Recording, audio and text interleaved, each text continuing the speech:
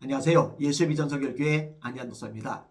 전광훈 추종자들이 제 유튜브 채널에 와서 댓글을 다는데 무슨 내용이 있느냐.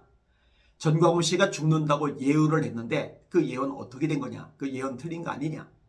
예언이 틀렸으면 사과를 해라. 이렇게 얘기를 하더라고요. 아니, 예언을 하고 예언이 틀려서 사과를 해야 된다면 그건 전광훈 씨가 해야죠. 저는 제가 선지자다 이런 말을 꺼낸 적이 한 번도 없어요.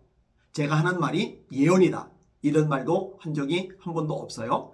전광훈 씨는 스스로가 선지자라고 그러죠. 이 얘기 수없이 얘기했어요. 그리고 광신도들로 선지자님 하고 부르고 따르죠. 이건 다 아는 사실 아닙니까? 그리고 전광훈 씨는 선지자니까 또 예언을 할 거 아니에요, 그죠? 선지자라니까. 근데 그 예언이 다 틀렸죠. 그러면 전광훈 씨야말로 사과를 해야죠. 불발됐으니까. 거짓 선지자임이 드러났으니까. 근데 이런 부분들에 대해서는 광신도들이 입도 뻥끗 안 하는 거예요.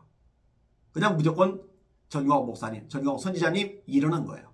가스라이팅이 너무 심하게 되다 보니까 전광훈 씨는 무조건 잘하고 옳고 하나님의 종이고 다른 사람들, 특별히 전광훈 씨에 대해서 부정적인 말을 하거나 비판의 목소리를 내는 사람은 다 틀렸고 잘못했고 거짓이고, 이런 흑백 논리가 전광훈 씨 추종자들에게 아주 깊숙이 새겨져 있는 거예요. 자, 원점으로 돌아가세요. 그러면 전광훈 추종자들이 왜 제가 그런 예언을 했다고 얘기를 하느냐. 제가 이전에 언급한 게 있거든요. 작년 2013년도에 했던 말입니다. 전광훈 씨가 넷 중에 한 가지로 몰락할 것이라고 제가 얘기를 한 겁니다. 예언이 아니에요. 저는 제가 선지자라고 말한 적이 없으니까 예견을 한 거예요. 첫 번째는 하나님이 데려가실 수가 있죠. 가능성을 얘기하는 거예요. 저는 전광훈 씨가 죽을 것이다 라고 얘기한 게 아니에요. 죽어야 된다 이렇게 얘기한 것도 아니고요. 네 가지 가능성 중에 하나를 이야기 끄집어낸 겁니다. 두 번째 가능성은요, 감옥에 가는 거죠. 그동안에도 3차례 감옥에 갔다 왔잖아요. 수치스러운 줄도 모르고 감옥 갔다 온 것을 굉장히 떠벌려요. 대한민국을 위해서 애국하다가 감옥에 갔던 것처럼 그 사람을 선동질합니다. 근데 애국하고는 상관이 없어요. 범죄 때문에 감옥에 간 거죠. 선거법 위반 때문에 감옥에 간 거죠. 그런데 그걸 가지고서 애국한 것처럼 떠들어댑니까? 바람직하지 않죠. 그 다음에 세 번째로 제가 언급을 했던 것은 병이 날 수 있는 가능성이죠. 하나님께서 손을 대실 때 때때로 질병을 주시기도 하니까요. 그 다음에 네 번째로 말했던 것이 뭐냐? 전광훈 씨의 세력이 약해지는 겁니다. 이전과 비교할 수 없을 만큼 힘이 빠지는 겁니다.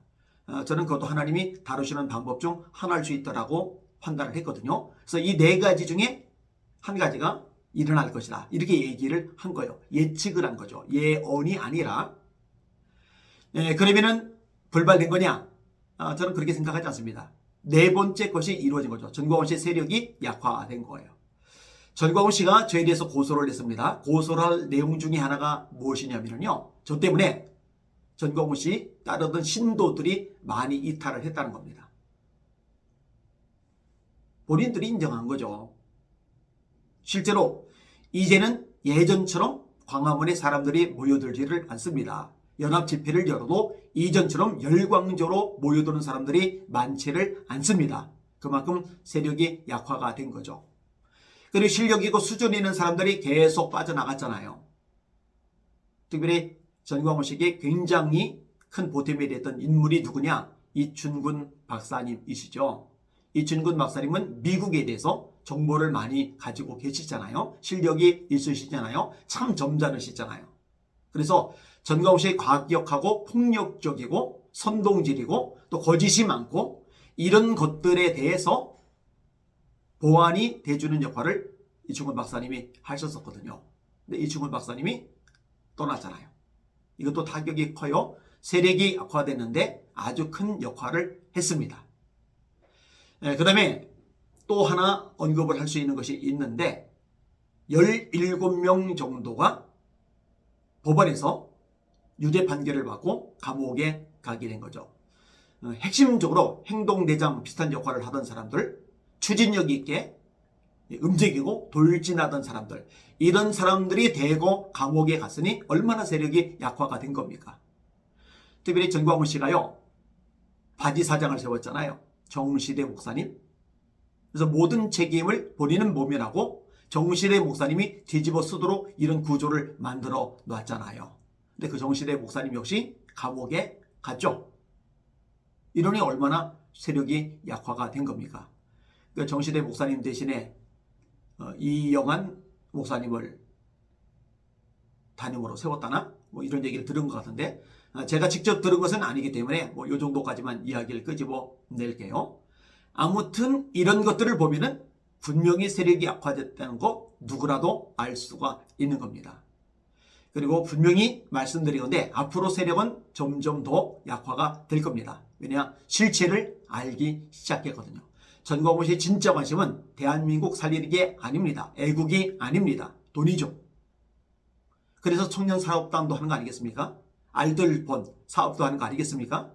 선교카드 만들면은 그것도 엄청난 돈이 들어온다고. 광화문 옷내 1,000만 내면은 그것도 엄청난 돈 들어온다고. 전부 다 돈. 기독총 지으면은 이것도 또 매달 천문학적인 돈이 들어온다고. 돈. 그러니까 실체를 알게 된 사람들이 하나씩 둘씩 떠나가면서 세력이 약화가 돼가고 있는 겁니다. 바람직한 현상이죠. 그리고 이런 일들이 점점 과속화될 것이 명약화합니다.